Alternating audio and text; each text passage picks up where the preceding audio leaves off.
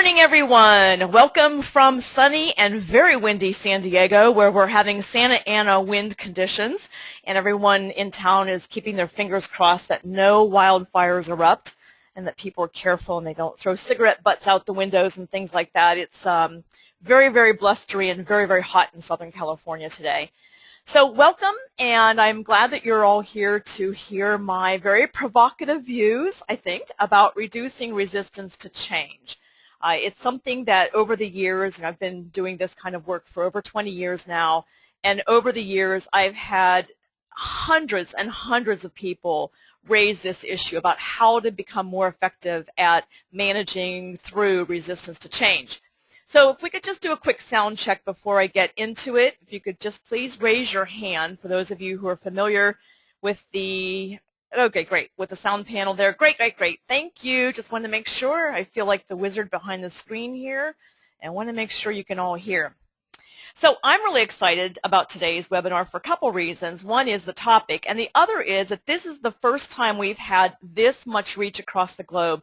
37, I think, countries across the globe there's at least one person attending from those countries, and I welcome you all. I know some of you it's very early where you're at, and some of you it's very late where you're at, and so I welcome you all and glad that you decided to join live versus listening to the recorded sessions.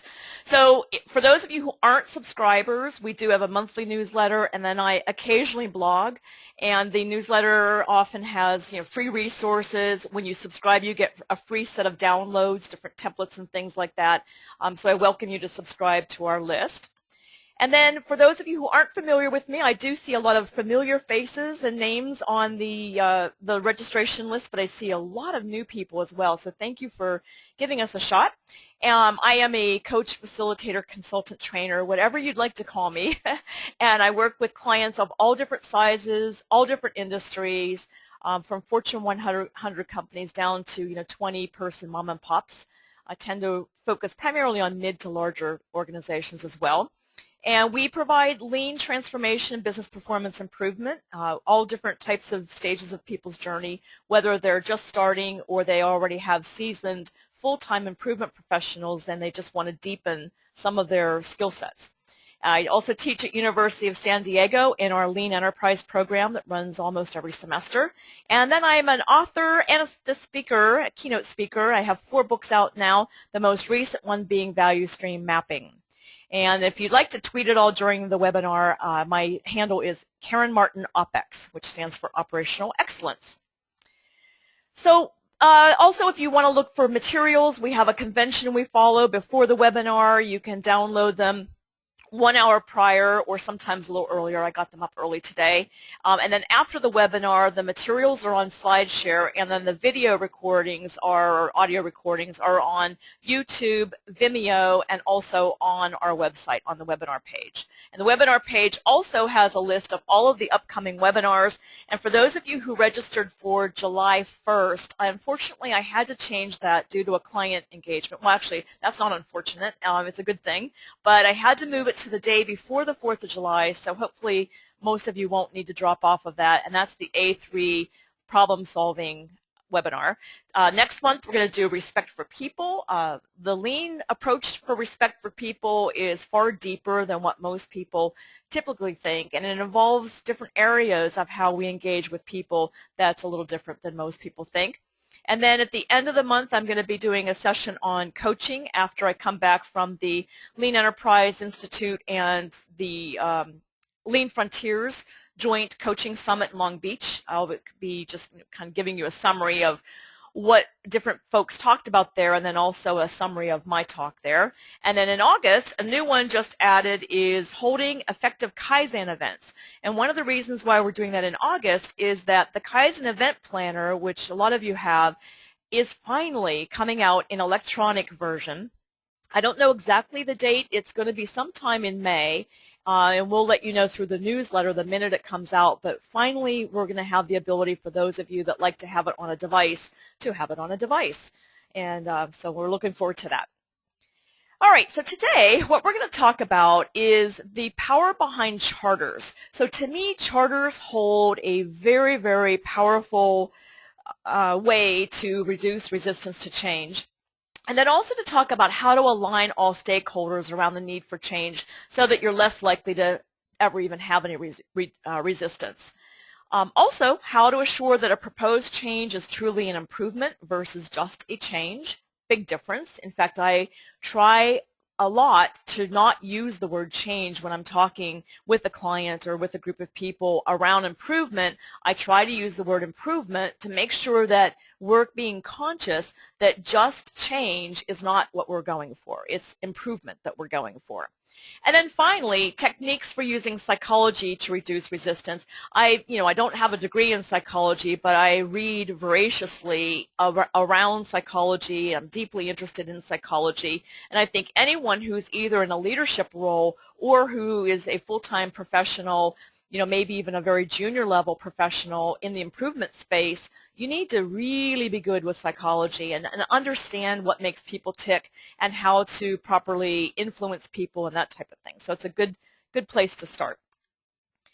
So here's the bottom line. It's actually really good news that people are highly predictable. Yes, there could be some variation where one person will react far more strongly to something than someone else. But when you step back and look at people in general across all cultures, across both genders, all genders, cross genders, and people are people, and people are highly predictable. So how do we leverage that? So for one example, for example, is that most people operate from two core emotions. And when you look at all behavior, they all drill down to two core emotions, and they are love and fear. So for those of you that thought I was going to say love and hate, no. Hate is actually a byproduct of fear. So love and fear are the two human emotions. And you may think, well, what does that have to do with business? Well, it has a lot to do with business because we are human beings and we don't check our humanity out the door. So everything we do in the improvement space and in leading people needs to keep that in mind, that it's love or fear. And when someone is reacting in a way that we don't expect or that is resistant in this case, you can be guaranteed that they're operating from a place of fear. And if you can get to the root cause of that fear, you're going to be able to turn that thinking and that fear into something that is far more palatable and accepting for that person.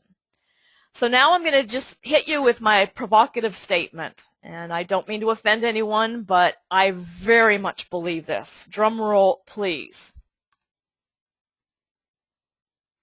Resistance is a sign that you've done something wrong. Let's let that sink in for a minute. Resistance is a sign that you've done something wrong, with a few exceptions. So here's what I mean by that. One of you, or a couple of you actually asked a question when you registered, give us an example of the worst resistance you've ever experienced. And I will tell you one story at the very end of this webinar about some pretty serious resistance. But I actually have not experienced much resistance. And I think in large part that's because of the way I approach improvement, and that's what I'd like to share with you today so that you can hopefully adopt some of these practices and experiment with them and see if you see a noticeable decline in the amount of resistance that you're dealing with internally. So I feel if you do improvement right, if you follow a prescribed path to making improvement, there are very few people that are going to ultimately resist and resist heavily. So let's go into some of the things that you can do. First, we need to look at the root cause. So, always and forever when there's a problem, look at root cause. So why do people resist? Well, I boil it down to three basic reasons. One, they don't understand why it's needed. Two, they weren't involved. Three, it's a change versus true improvement. We're going to go through each one of these. Let's start with they don't understand why it's needed. People want to understand why. They need to understand why. And we often in either the rush of getting work done or in thinking that people already know what's in our own heads, which we have to always be, conscious of, that just because we think a certain way doesn't mean that other people think a certain way. And just because we understand something doesn't mean they understand it.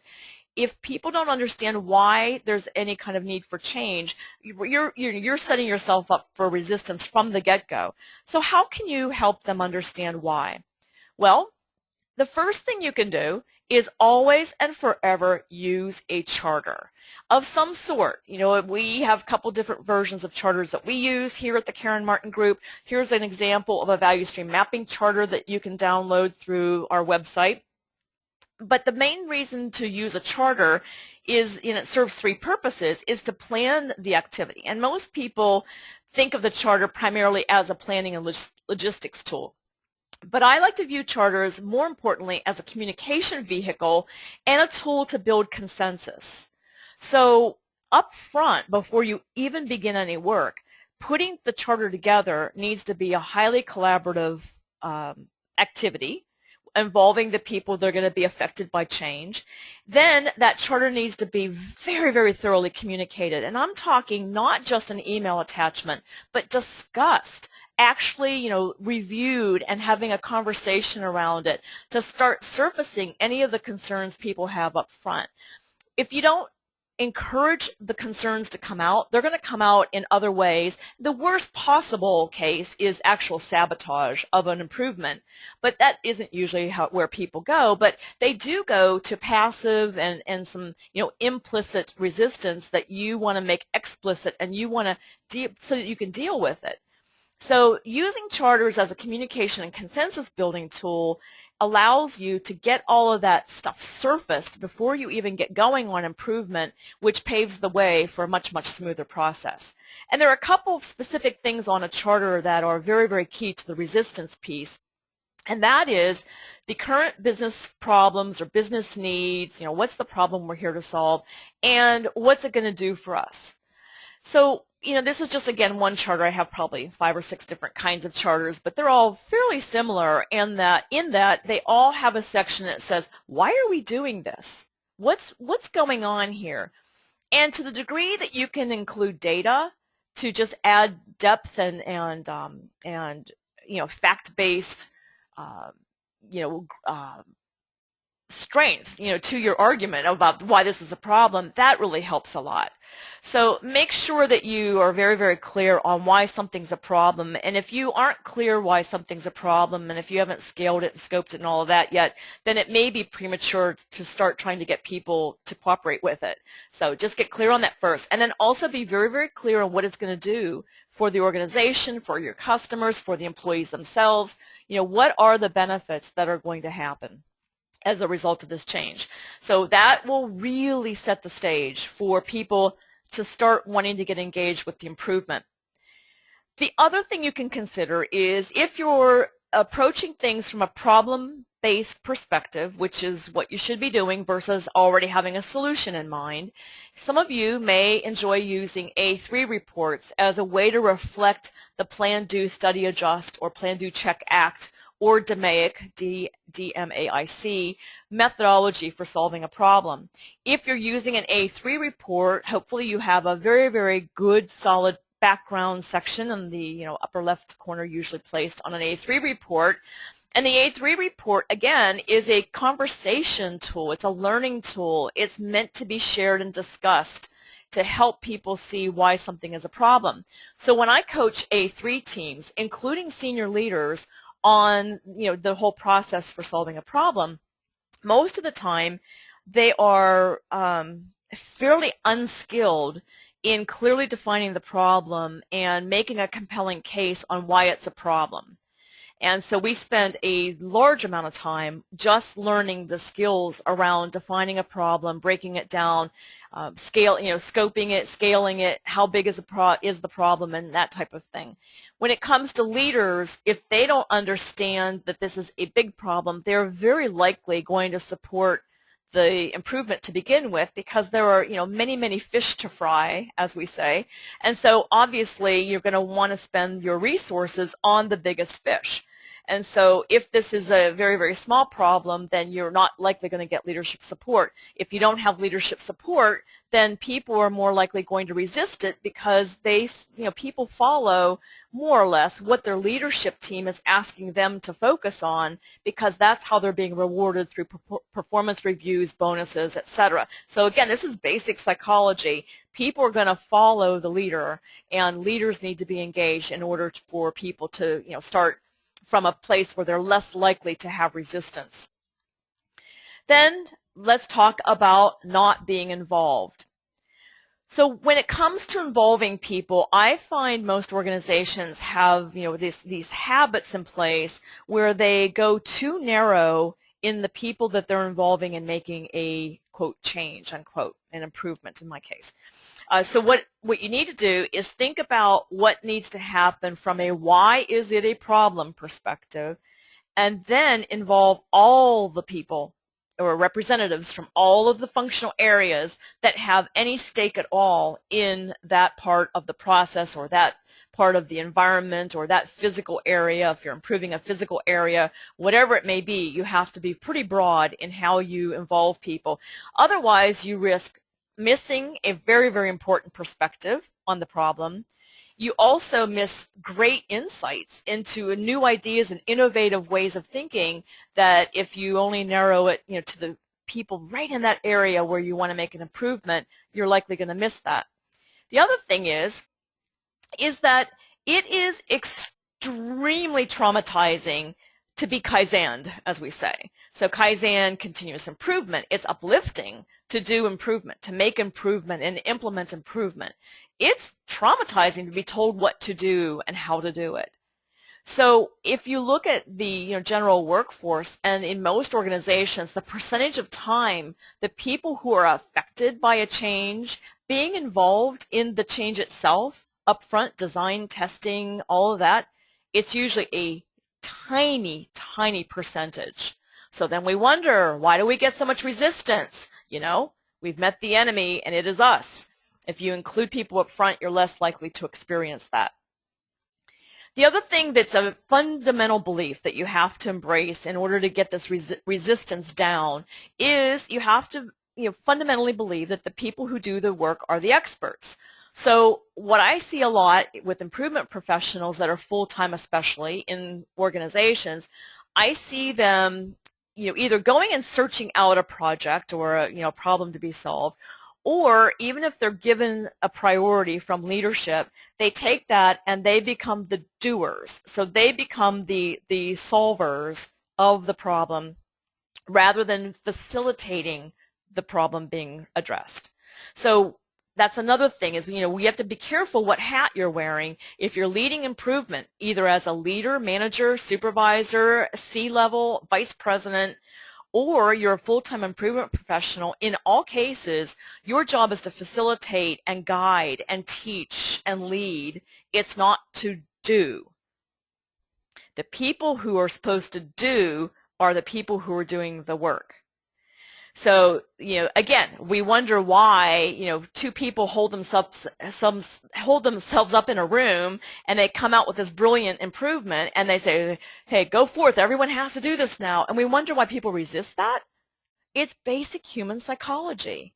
Of course people are going to resist that. So you can't involve everyone, of course, and especially in a large organization, a global organization with hundreds of sites. You can't involve everyone, but you can involve representative voices. Those representative voices can go out and actively seek input from their peer group, both before an improvement, during an improvement, and that way more people than just a core team have actually played a hand in making improvement. So what this means is that we're changing the way the leaders play, the role that leaders play in improvement, and the way the front lines and middle managers, what their role is in improvement, so that we're drawing a little clearer line in the sand, not super clear, but a little clearer line in the sand between strategy and tactics. So leaders determine the what, the strategic, what has to happen or what needs to happen in terms of improvement.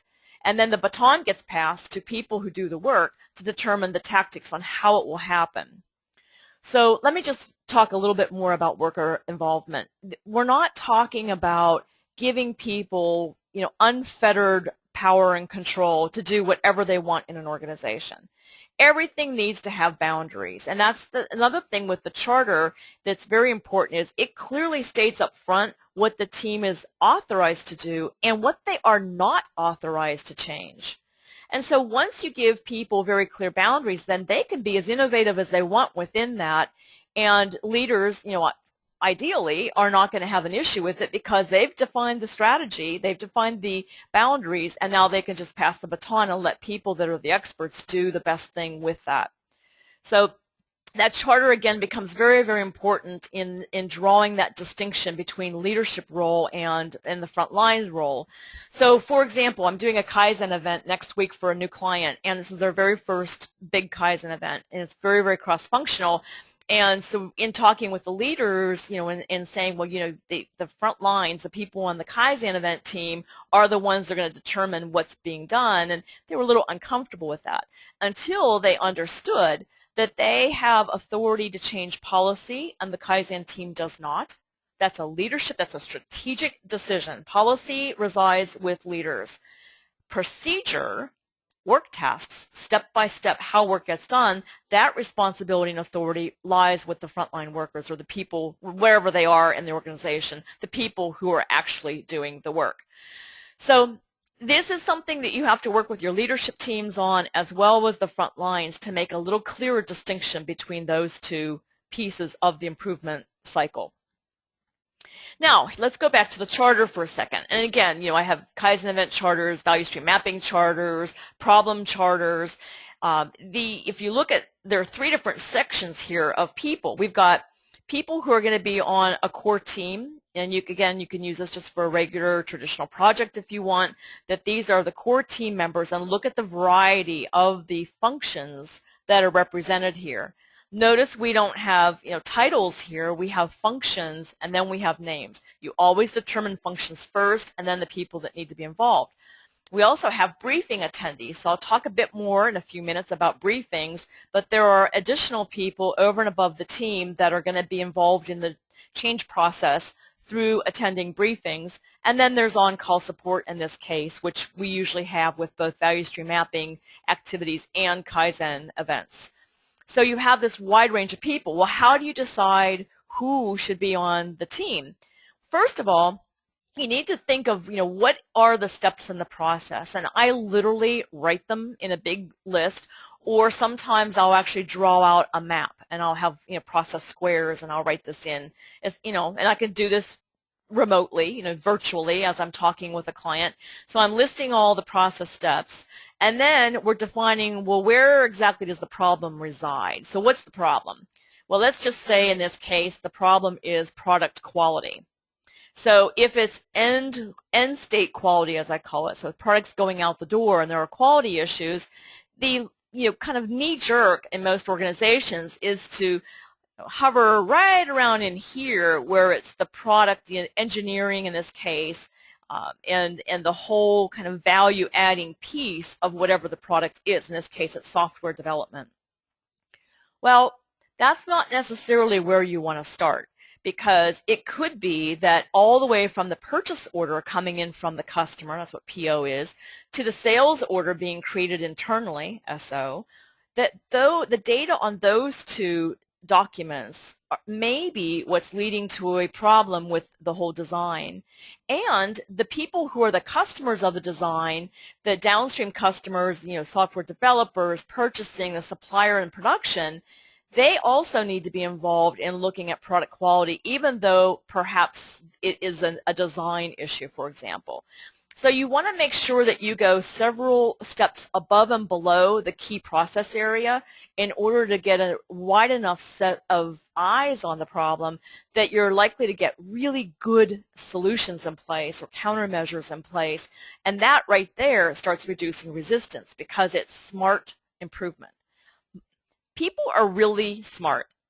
Most people don't resist smart improvement. What they resist is silly improvement or ineffective improvement or change that's not improvement. They don't resist good improvement that's been well thought out. It's very clear what the problem is. It's clear what the root cause is, and the countermeasures seem to be very likely going to address whatever the root cause or causes were. So another way that you could look at this, if you have difficulty, just making a list and writing, down the steps in the process, you could also create for your organization a standard template that you go to with every project or Kaizen event, or even a small little just do it that may involve a few upstream and downstream customers. You could just create a list of departments or work teams or divisions or whatever you want. And then you could, every time you're going to do any kind of improvement, take a look at, okay, finance or let's say accounting. Is accounting an upstream supplier? Do they do the work themselves? Are they a downstream customer of the process? Are they a subject matter expert? Or do they have no involvement or impact? And you could just go down the list to make sure that your teams are appropriately cross-functional, which helps the process of reducing resistance. I see, I hear, I don't actually witness this because I don't operate this way, but I hear all the time when I go into clients these horror stories of people doing a project and not even involving the downstream customer in it at all. And then they just basically, give the customer this new thing and expect the customer to like it. It's like Mikey. Mikey will try anything. Well, we don't have a lot of Mikeys in the world. If you're familiar with that Life cereal commercial, Mikey is a fictional character, and so no one is going to just accept willy-nilly things that are given to them when they've had no voice in the process. And I see this with software development especially, the users not being actively engaged in developing the software. I see leaders coming up with an idea that they think is a solution to a problem, not being clear on the problem, and mandating a solution being implemented. So to the degree that you can control this and to the degree that you can influence this, which you all can do, part of what our job is to teach people on why you don't jump to a solution and why you have to involve all the players in a particular process in an improvement. It's our job. We have to lobby for this. Now, another thing to think about is this whole notion of briefings. I think it's woefully underused in most organizations. The whole notion of a briefing during a project, a briefing, at the end of the day in a Kaizen event, a briefing if you're doing some sort of mapping, whether value stream mapping or process level mapping. What that enables you to gain is that, look at this room. I mean, this room had about 35 people in it that were attending the briefing, but they weren't around the table where the core team was. And the purpose of bringing them in is to help them understand what's really going on and help them see what the team has seen so that they're going to get more accepting of any of the improvement that has to happen. One of the things when I'm teaching A3 teams to think about is to pretend as though they've got a leadership team that they're going to present their project to, and pretend as though, this is just pretend as though leadership is only going to authorize 2 problems out of, say, 20 presentations to be worked on. So everyone's lobbying for their problem to get leadership attention, right? Again, pretend. What you have to do is be very, very compelling on why something's a problem and use data. Data is very, very powerful, and create this kind of proverbial punch in the stomach where people are like, oh, whoa, that is a problem. Yes, let's fix this. Once you get people saying, let's fix something, you're 10%, 20%, maybe even 30% there. So these briefings are critical to help people understand what's really going on from the beginning through to development and testing, all the way through to implementation. The other thing is you want people to commit to the change. You want them through the process to commit to the change and grow with what the team is learning. So for example, in value stream mapping, the first day briefing is all about what the team has discovered. So they're sharing their eyes and their new understanding with the team so that they now have greater understanding. At the end of day 2, they're sharing their vision for the future. And that's where the briefing team gets to kick the tires and ask provocative questions and probe and make sure that there's not something the team has overlooked. Now you have not only 10 people max on the team, but you now have 40 people in the organization all agreeing with the change. So, this is a way to start kind of growing organically that process of accepting and moving and growing with the change through the briefings. I recommend that the briefings be daily on very short activities like value stream mapping and Kaizen events. For big pesky projects that are going to be multi-month, I would say, you have to determine the right frequency, but I would say at least monthly you need to be having a project status briefing with leaders. The other thing that this allows you to do is to demonstrate very good project management and problem solving skills.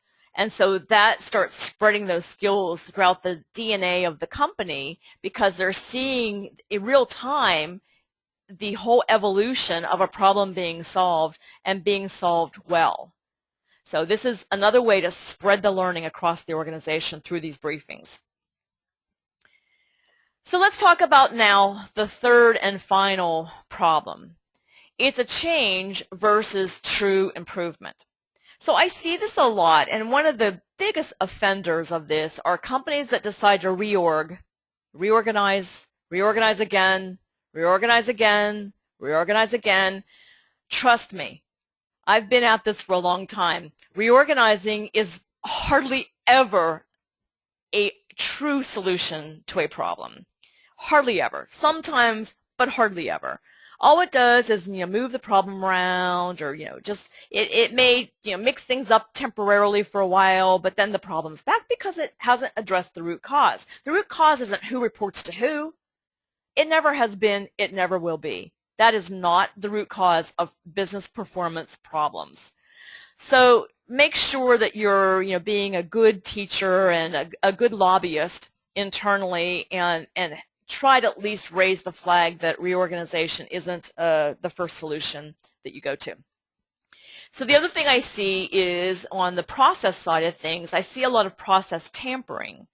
And when you see people resisting change, very often it comes from the history of seeing a lot of process tampering, which then builds up a lot of cynicism and fear and just frankly disengagement with the whole process, because they just roll their eyes and say, well, here we go again. This isn't going to fix anything. And again, I'm back to this notion. People are really smart. They really have good senses. They've got good guts and intuition. They've got good brains. They've got good, creative spirits and things like that that can really help an organization move ahead. But when they are experiencing process tampering over and over, then it's going to be very difficult to get them to trust in the process. So what I do with organizations where there's been a history of process tampering, I'm a cards on the table kind of gal. I'll make a full list of all of the processes that have been tampered with, and when the minute we get resistance, I'll pull out one of those. I'll go, so remember the blah blah blah project? And people laugh and roll their eyes, say, yeah. I say, so what went wrong in that project? And I'll make them go through a list, not make them, but I'll encourage them to go through a list of what went wrong. And they usually have a very long and quick list that they can just rattle off right there. When they're telling me that list, every time they say something, I'll point out that we're doing it differently now. We're doing it differently now. Is this different? Do you agree that this is different? If you don't think it's different, let's talk about that. But this seems like a different process than you've ever done. And little by little, they start seeing, oh, this is a different process. And so that's one way of getting resistance to melt away, simply by pointing out that you're doing things differently than has ever been done before, or you're doing things a little better, perhaps, than things have been done before. So in order to avoid process tampering, the number one tool that we've got that is the most powerful tool there possibly is the good old reliable plan, do, study, adjust cycle, or plan, do, check, act, or DMAIC. And the reason why this is so powerful is that it enables people to methodically go through and not skip steps, assuming they're following it, and not skip the steps. So instead of leaping to a solution, which is very often not the proper solution, doesn't fix the problem, builds the cynicism, builds resistance, all of that, going through the proper process of having a hypothesis on, what is likely going to solve the problem because we understand truly what the problem is and the root cause, to being very responsible and having an actual experiment. So before we roll something out, we actually test things to make sure that indeed addresses the problem. We measure our results, we adjust if we need to, we refine it, and then we implement it. And possibly even doing more work in pilots, where you implement an improvement only in one area first, work out the bugs, and then roll it out over a larger part of the organization. The other thing that I'm always saying to teams, if I sense any resistance at all, is it's not set in cement. It's, this is, if you really embrace continuous improvement, nothing's going to stay the same for very long because you're continuously improving. So if something happens, if conditions change, if this actually wasn't a good countermeasure, if it doesn't address the problem, which the risk is pretty low of that if you've gone through robust problem solving, but if it isn't working or something changes, we'll change again. It's not set in cement. And then during rapid improvement events, Kaizen events, if there's someone on the team that's still a doubting Thomas and everybody else is pretty positive about the improvement and they really want to implement it, and I feel like they're spot on and that we just are having one person that's resisting a little bit more, I'll ask them if they'll be willing to accept the change for 30 days, and then we will honestly come back and reevaluate it. And it has to be a true, honest commitment that you will come back at 30 days. And that sometimes helps people just relax. Like, I think people sense this degree of permanence, and we're gonna be stuck with whatever they do. And so if you can be honest and responsible and say, no, it's not going to be set in cement, we can go back and reverse this if we need to, and get leadership to understand the importance of that kind of promise, then you're much more likely to have very little resistance to change. So back to the problem thing. Again, what is so common, very, very common, and again, these people that are in organizations have, years and years of experience with many organizations often, if people change jobs, frequently, of seeing over and over and over people not identifying a problem properly, and so they, slap a solution in place that's not proper for addressing the problem. So you have to always and forever begin at the beginning, not at the end. So what's the problem? How big is the problem? Why is it a problem? And what's the root cause or causes for the problem? And that type of behavior and people witnessing that an organization is consistently doing that kind of robust problem solving, resistance starts melting away, with some exceptions. But it, by and large, starts melting away because people see that it's being done responsibly. So then the question always comes up, what about the one resistor that you can't turn? So, and when I say turn, the term turn actually comes from investigation and law enforcement and intelligence work, where you take someone who's not cooperating and you turn them into a cooperative witness. And so you can learn a little bit about leading change from the law enforcement and intelligence world, including body language, by the way. Great place to study body language. So if there's one person you can't turn, I've already mentioned the thing about the cement and asking them if they'd be willing to live with something for 30 days. It's very helpful to do that. But the primary thing that I do that I think most people don't feel comfortable doing is I'll sit down with the person, eyeball to eyeball preferably, voice to voice if I can't get eyeball to eyeball, never, ever, ever, ever by email, ever, say, Joe, I understand you're not digging this improvement. Talk to me. Why? Be honest with me. Why? What's really going on here? And if you really open up the door and you're doing it from a loving perspective, that you really want to understand Joe. And the other thing is, you know what? Joe could know something that no one else has thought of or is addressing. Joe might be the most brilliant guy there is. And so by having a sit-down face-to-face conversation that allows Joe to fully express what's really going on, you can get to the fear. And that's what you have to get to, is why are they resisting this? What's really behind this? And if you can get to the fear, if you can get that clarity around what the fear is, then there's almost nothing that would stand in your way with making some sort of an adjustment that would address the fear. And again, Joe might know something no one else has uncovered, and you may go, holy moly, Joe has this fear, and it's well grounded. So let's go back to the team now and have a conversation and address it. So face to face, eyeball to eyeball, voice to voice, what is really going on in a non-threatening, non-judgmental, non-blaming, non-confrontational way. You really, really, really want to understand. That will, I have it happen all the time in teams where during a break I'll just pull someone aside and say, I sense you're not with the team on this yet. Yes. Okay, why? Talk with me. And it really works very well. There is, however, the rare person that may need to find a new home away from home, meaning that there are people that have psychological issues, frankly, that there's just nothing that you can do that's going to get them to really play ball. But 99.999% of the people I've run across that have any signs of resistance at all absolutely can be turned around with the right approach to improvement. But there is occasionally a rare person who, for a variety of reasons, just really isn't ever going to play ball, and they really do need to go.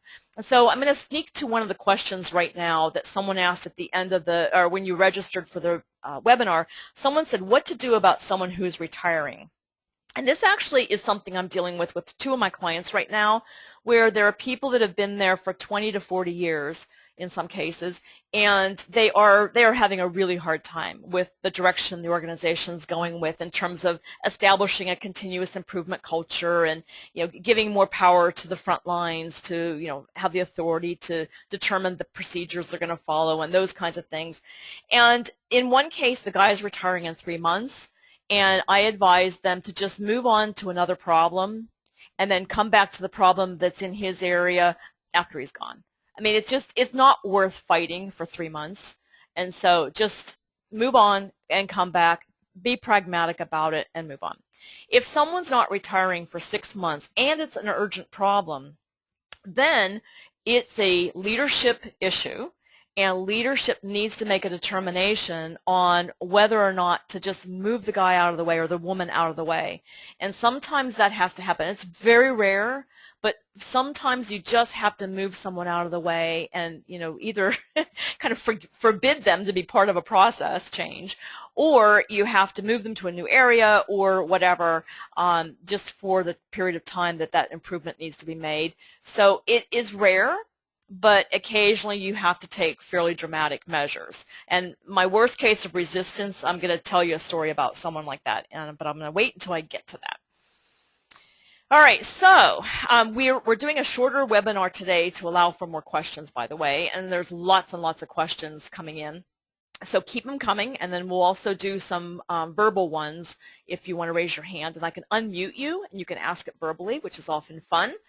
So in summary, use charters. Even if you're doing A3 work and you're using an A3 report, there's information on a charter that's not on an A3 that you need to include in some sort of a project charter so that people know what you're working on, why you're working on, who's involved, what are the dates, what are the measurables, all of those things. Well, measurables are on an A3, but some of those other elements are not on an A3.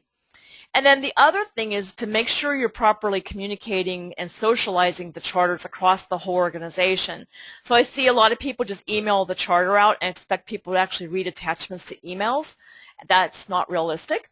And the other thing is that people are often afraid to post physically charters. We're so computer minded now, and it's so electronic minded.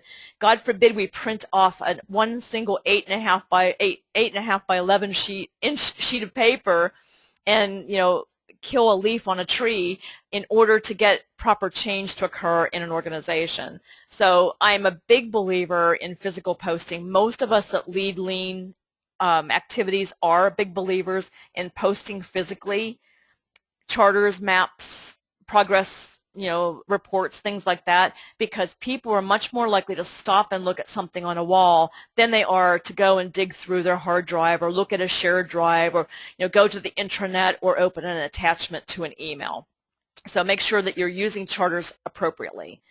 Also, make sure that you're using extremely robust problem solving and not allowing people to move ahead until they've properly completed the previous step.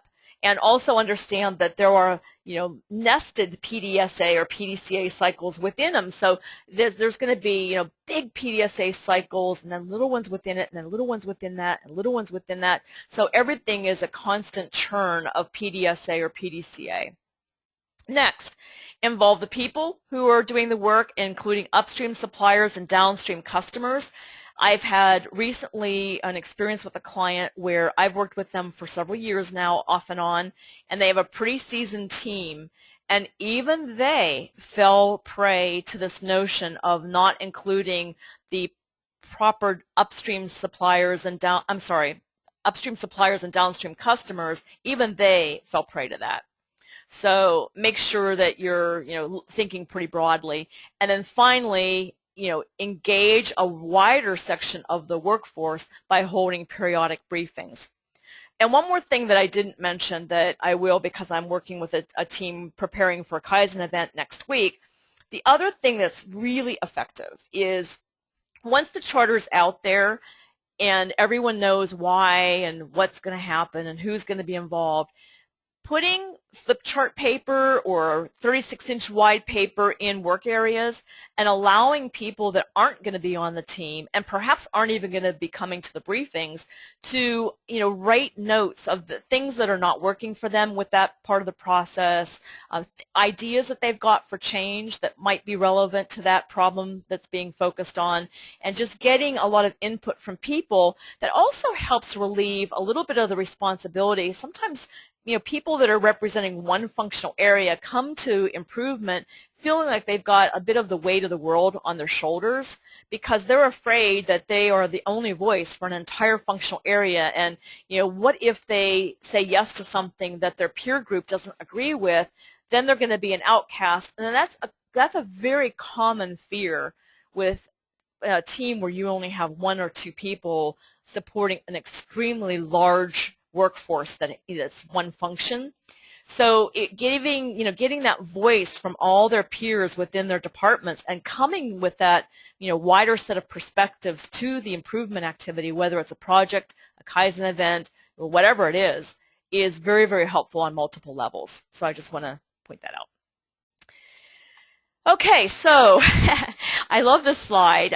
This is, one of my core beliefs that drives what I do, is that I have always believed that work didn't have to be nearly as hard as I was experiencing it back when I was internal, and I very much believe it doesn't have to be as hard as we make it. Those of you who've read The Outstanding Organization, my book from last year, know that it's all about chaos and reducing self-inflicted chaos and getting out of our own way of success as organizations. So work truly doesn't have to be as hard as we make it. However, a corollary to that is change does not have to be as hard as we make it. If we just, shift a little bit of our process and our techniques and our words and things like that, seriously, I want to hear from you as you go out and you try some of these things. It is so relieving to start doing some of this and see that there just is no resistance. And I'll be honest with you, when I started running Kaizen events and value stream mapping activities 14 years ago, or 13 years ago, I guess, I experienced a lot of resistance. And it was because I was just learning how to make it work well so that people weren't going to resist or weren't nearly as likely to resist. Or if they resisted, it wasn't nearly as intense. And I've got to tell you, I've been working on this for a long time, and now, like I said in the beginning, I hardly ever experience resistance, at least deep resistance. But that said, I am going to answer the question that someone asked in the when you registered. What are some examples of the hardest resistance to change you've encountered, and how did you overcome them? So I'm going to share a story of a client where the problem that they were having was budgetary, and they were spending quite a bit of money on overtime, and leaders had a pretty good idea that there were some things that could be done to the process to shorten it and to reduce some of the waste in it so that they wouldn't have to have overtime in order to meet customer demand, paid overtime. So we went through the chartering process, and I was pretty green. This is probably about, I'd say, 8 or 9 years ago. Still rather green. It takes a while to become highly proficient in anything, right? 10 years. And I was doing the charter thing. I didn't have all the sections on the charter I now have. I didn't encourage them to properly socialize it. I didn't properly socialize it. But there was a director who was on the planning team for this particular problem to be solved, who happened to also be on the Kaizen team, which is very rare to have a director on a frontline type of problem to change the process. But he was on the team because he demanded to be on the team, and his boss, the chief operating officer, didn't resist that, and I didn't know enough to push back on it. So he's on the team, and we've agreed to all of the reasons for the problem, the root cause of the problem, and now the team's there to dig into the current state and change the process so that we can reduce overtime. And on day 2 of a 4-day Kaizen event, I could just see that this guy was not happy with how things were going. And I asked him a couple times during breaks, what's going on? He's like, I don't know. And 3 of the people on the team reported to him. And he had completely agreed with the COO that they needed to reduce overtime when we were doing the charter. Okay? So now we get into actually making change, and his people started getting kind of riled up because they saw their incomes getting reduced, and he had never really fully supported it to begin with, and he didn't properly socialize that with them, that was the inevitable outcome. So these folks had budgeted their entire livelihoods around that overtime as though it was a guaranteed part of their wage structure. And when they started rising up, he started siding with them and not the COO. So to make a long story short, this went on and on for like 4 hours of the second day, where he was getting more and more resistant to anything that the rest of the team wanted to do to complete the Kaizen event and solve the problem. And so finally, it got so bad that he rose up. He actually stood on his feet, and he went around the room and pointed at every single person, and ended with me, and swore, used bad language, and said, this is BS, we're not doing this. I'm done. And so what I had to do as a facilitator, now remember, I'm an external facilitator, which is different than being an internal facilitator, but I had to decide what to do at that moment to salvage the Kaizen event and to protect the people on the team that he was abusing and disrespecting. And so what I did at that point was I went to the COO, I called a break, I went to the COO, and I said, this is a case where either he goes or I go. There's no way this guy, I have very, very high confidence, there's no way this guy's going to turn his mind around, especially in the middle of an event. He doesn't buy into the need to reduce overtime. He's not willing to take the hard leadership position and tell his people, I'm sorry, but if you don't lose some overtime income, we're going to possibly go out of business as an organization. He's just not there. And so the COO agreed with me, and we removed him from the team. Now, it wasn't an easy end to the Kaizen event, I've got to tell you that, because again, 3 of the people on the team were direct reports to this guy, and they didn't want overtime to be reduced. But how I handled it as a facilitator was like, this is the charter, this is our mission, we're going to complete our mission. And it was, it was hard, and they did do it. It was just, not easy for those people to accept it, but they did. They actually eventually, they all, by the end of the Kaizen event, they all said, yeah, we understand, and we don't like it at all, and our wives are going to hate us. They happen to be 3 guys, and he said, but we understand it, and it was a decent end. That director was fired the next week. So for a variety of reasons, but I think that one was kind of the straw that broke the camel's back. So that was my worst case, and I don't have many of those, luckily, knock on wood, so that was my worst case. All right, next question. When does one decide that a company has a totally hopeless culture to change? Examples. Well, fortunately, hardly anything's totally hopeless. However, I will say that now in my career where I'm at, I interview clients as much as they interview me, and I'm choosing to not work with organizations where I sense that it's going to be a very, very difficult path to change them. And so in my case, what I'm assessing is leadership appetite for change, leadership interest in improvement, leadership ability to lead change, and all of those things that really is what needs to happen. I no longer believe in bottom-up transformation. I think you can do middle-up transformation. It's hard, but it can be done. It takes a lot longer, but it can be done. I have a client that has turned their entire, C-suite group of people into true passionate believers in continuous improvement, and they are walking the talk. It has taken her 6 years to get them to that point. So I do believe it can happen. I have seen it. What I don't think can happen is to have leadership at the top not having any interest in changing their own behavior, not having any interest in delegating some authority to the front lines, and not having any interest in the whole kind of respect for people and humility part of what it takes to create a continuous improvement culture.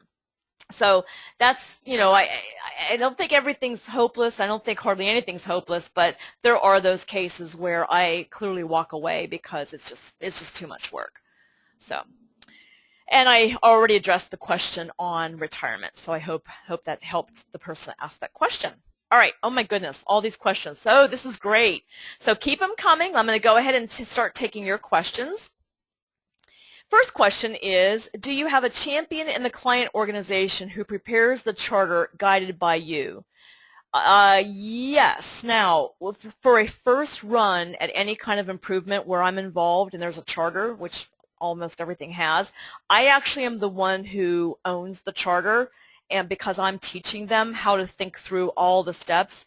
And the charter development process takes many, many, many, many hours. So in the case of a virtual client where I'm not physically there to do the work, it'll be, let me think, my last client, it was value stream mapping charter, and we spent probably 5 hours, and that was just my time with them. They were doing a lot of work behind the scenes, scoping and getting data and forming the team and clarifying the problem and all of that. So it was just my time with them as 5 hours.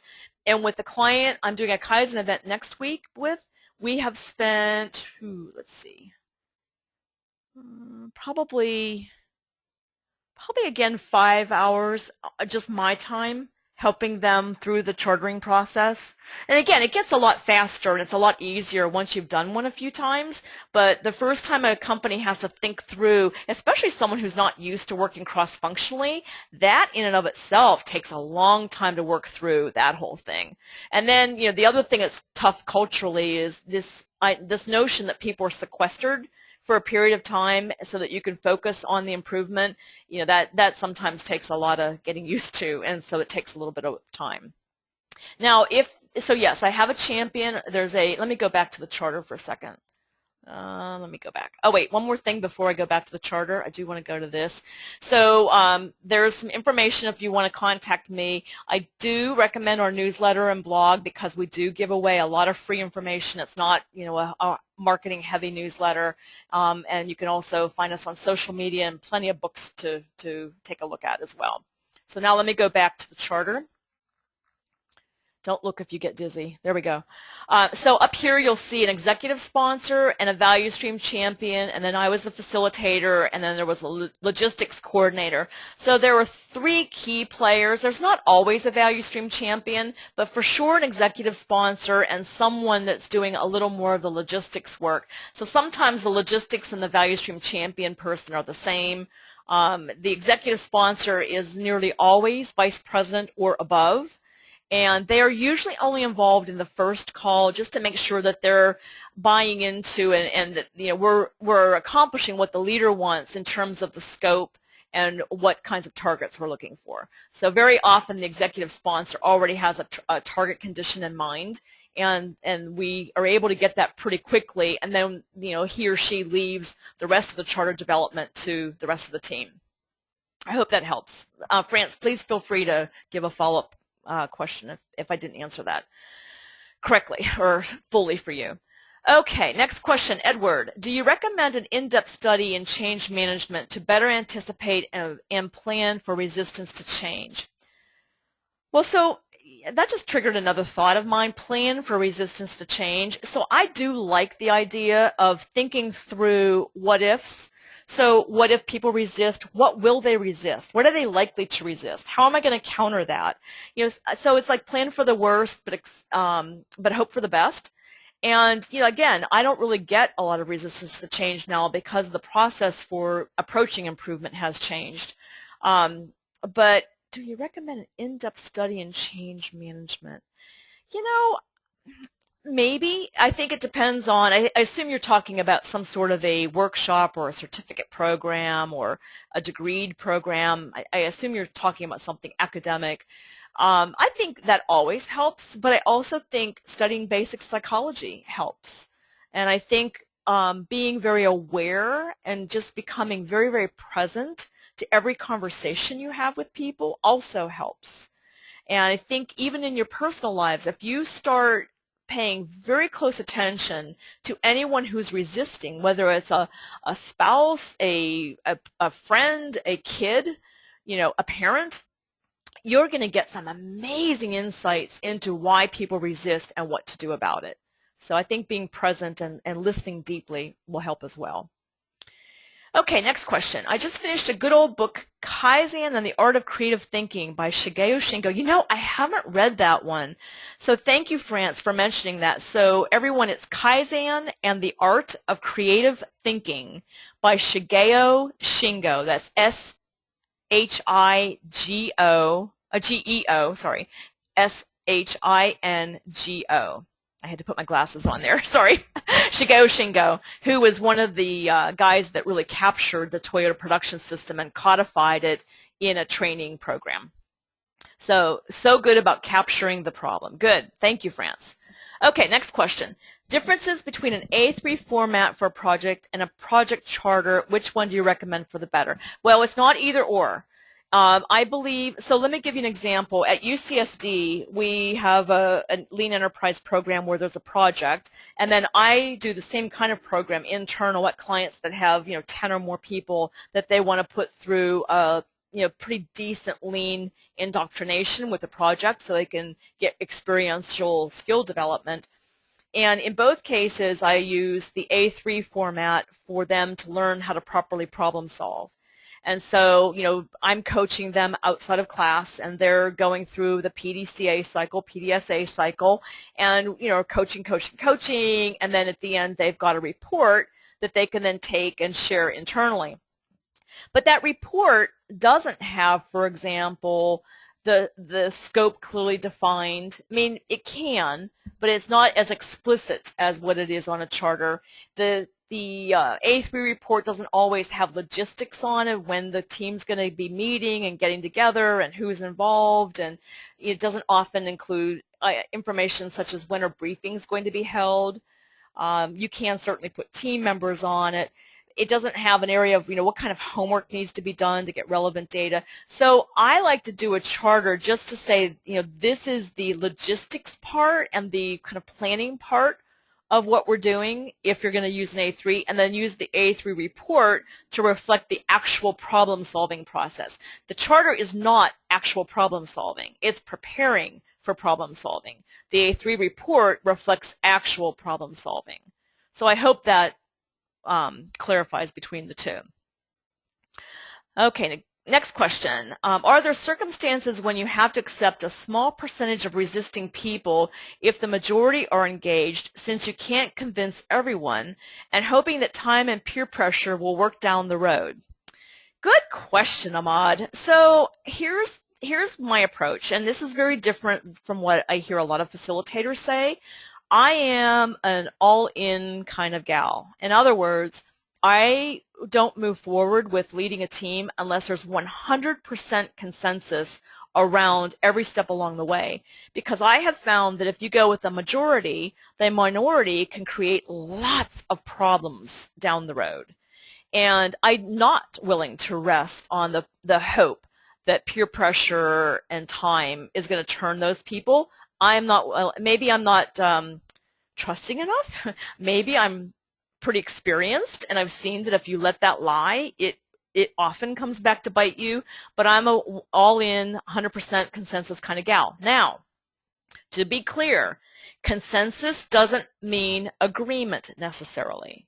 Consensus means commitment. Big difference. So that's, for example, the way I get someone who's resisting to commit to the change by asking, will you accept it for 30 days? If we promise you that if it's truly not working, we will reverse it. Because here's the deal. If it's not working for someone, it's not working, period. People want to be able to do easier work. They want to be more successful at doing their work. They don't want hassles. They don't want to deal with waste. They want a good working environment. So if something's not working for someone, I guarantee you the problem hasn't been appropriately solved, or there's more work to be done. So I don't move forward unless I have 100% consensus. I hope that helps. Okay, Ronald, question. What's your response to the standard defensive question, that's the way we've always done it? Well, so first of all, I hardly ever hear the question, but I often sense the question. So again, it gets to being a good educator, a good teacher, and someone who is able to reflect back to the people saying this or thinking it, not saying it, reflect back to them what that current state really is getting them. So let's go back. So let's look at the charter here. A goal is to increase, actually this is a measurable target, to increase the average on-time delivery from 17% to 60%. I can't imagine a person that would disagree that 60% on-time delivery is a noble goal. So first, I would make sure we have 100% consensus that 60% is a noble goal. Then we would talk through what are the reasons why they're not delivering 60% today. What are the obstacles to that? They're at 17, they need to be at 60. What are the obstacles in the way? And then by identifying those obstacles, you're playing into the psychology of someone that has his or her heels dug in, and they're starting to release their heels as they see so clearly what the actual problems are that are getting in their way. So if, for example, they're walking around and spending lots of times walking from one area to the next, and that's one of the issues, a reasonable person will not disagree that walking around isn't what you should build into a process. So you have to start, how do I say this? You have to get very clear on what the objections are, and then you have to just start ticking away, and checking off every single objective by using countermeasures. I mean, it's like apply the whole root cause analysis and countermeasure methodology to your own facilitation and your own leading projects, and you'll be a superstar. And so I hope that helps. It's just you have to get to why are they resisting? What are they fearing? And very often by using data and example, they lose the battle. So I hope that helps. It's hard to do it without having a very, very specific situation we can talk about. Okay, next question. not for discussion online. Okay, I'll skip that one. All right, next question. Does a Kaizen event facilitated by you only deliver the current and future state value stream maps as well as identify and prioritize some countermeasures? No, no, no, no, not even close. Okay, so Kaizen events and value stream mapping activities are very, very different. They have different outcomes. They require different teams. Value stream maps should not be being created in Kaizen events. Read value stream mapping. It's on one of the first pages. Kaizen events are for people who do the work. Value stream mapping is a strategic mapping activity for leaders who supervise the work. So I'm not going to go into all the detail there because I've done so on many, many webinars. But the other thing I want to point out is, so the comment is, as well as identifying and prioritizing some countermeasures. No, Kaizen events are actually implementing improvement. It's rapid, it's wild and crazy, it's exhausting and invigorating and exhilarating, but it is actually implementing improvement. If you haven't implemented an improvement by the end of a Kaizen event, you have not had a real Kaizen event.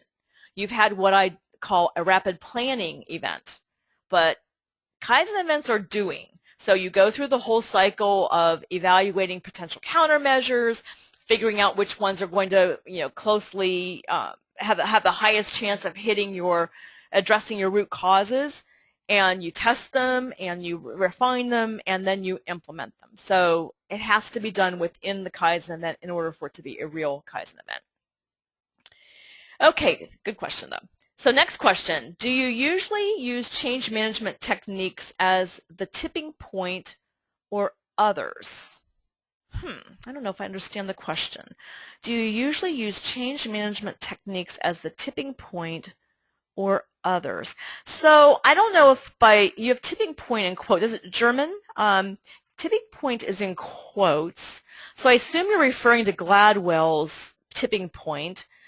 But I'm not sure exactly what the context is for the question. So maybe if you could give it another shot, that would be really helpful for me. And then while you're doing that, I want to just scan and make sure no one has their hand raised and wants to ask a verbal question, because that's, again, I love it when people raise their hand and I unmute you, if you have a mic, that is, or you're on the phone.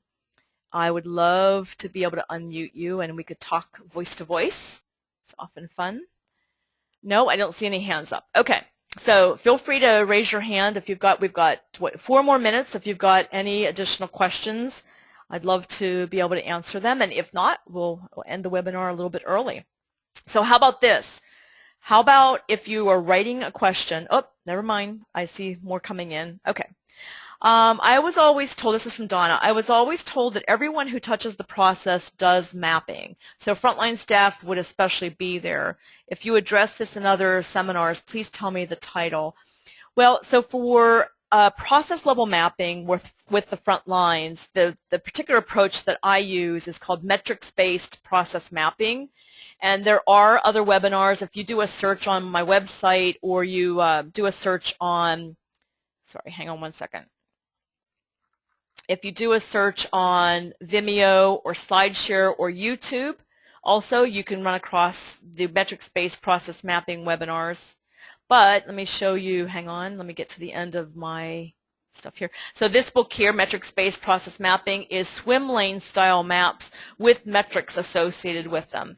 And if you're doing a Kaizen event where there's a process that's being improved, oftentimes the first day or 2 of a Kaizen event involves this process level mapping. So the front lines would be engaged with that. And yes, it's very much a case where the people who touch the process are the ones who do the mapping. Now, value stream mapping, in case you're not familiar with value stream mapping, that's a higher level mapping. It's a more macro view of the work throughout a big swath of the organization, and those teams tend to be leaders so that they can authorize the future state. So, okay, so then let me go back to question about will you share the presentation? Yes. So for those of you who are new, slides are always available an hour before the webinars. The link to those slides are on the confirmation email you get when you register, as well as the reminder email you get the day before. And if you ever get stuck and you can't find your email, you can follow the convention that we use, which is, and I'm going to just go back. Hang on, I'm going to go back to the beginning. So hang on. Okay, so the convention we use is, this is the URL, ksmartin.com/files/webinar materials, and then we use month, so 2-digit for month, 2-digit for date, 4 digits for year, _slides.pdf for 1 slide per page, or you can do _handout.pdf for 2 slides per page if you want a handout. So those are the conventions. Okay, so one more question, and then we'll call it a day. If you have a leader who is very committed, but due to lack of experience with change management, he's always complaining a lot about staff not accepting change as he does and expects them to buy in overnight, what advice would you give him to avoid any frustration or give up on his people and the whole change effort? Okay, let me read that one more time. If you have a leader who is very committed, but due to lack of experience with change management, he always complains a lot about staff not accepting change as he does. Well, okay, so whose change is it? Is it his change that he's shoving into the workforce? Yeah, I mean, no one's going to accept that. And so it doesn't sound to me as though the change process is being followed appropriately. What part of the change is he not following that I just went through on the webinar today? I think that's where I would look, and then help manage up, help teach him what he could do differently that would get his staff to accept the change. I just suspect that this is top-down command and control. Here, we're going to do this, and then he wonders why they're rising up. So, oh, grasshopper is what I say to that leader. Oh, grasshopper, when you shove a change into the workforce, of course they're going to rise up. Psych 101. So on that note, thank you so much for all of you that have been on. I hope you enjoyed it. Hope I see you again. Please feel free to share your experiences as you make improvements and you see that this really works. I'd love to hear your success stories, and hope to see you the next webinar. Have a great morning, great evening, or a great rest of the day wherever you are. Thanks so much. Bye-bye.